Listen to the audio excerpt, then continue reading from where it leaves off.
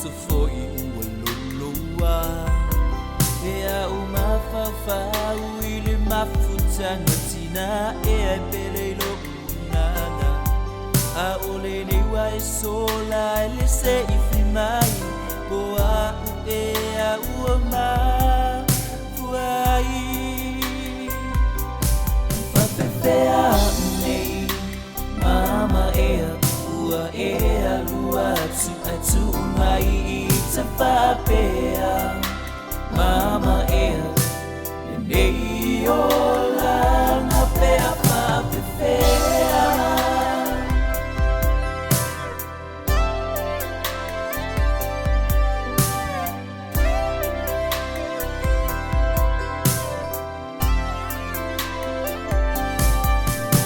Tawabe na matumalefa amaoni iba masina ilumanaba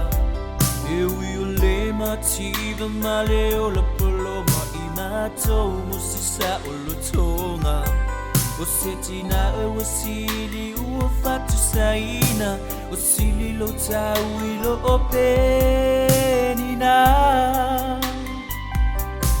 fafefea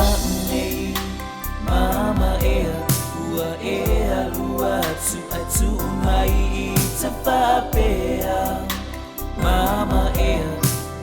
nei ola ngapea fafefea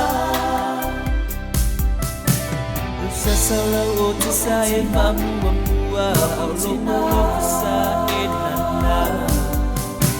Papetai na may lautau singa Wamatunga wa ifamariana Ewi elefay ngofie malefay ngata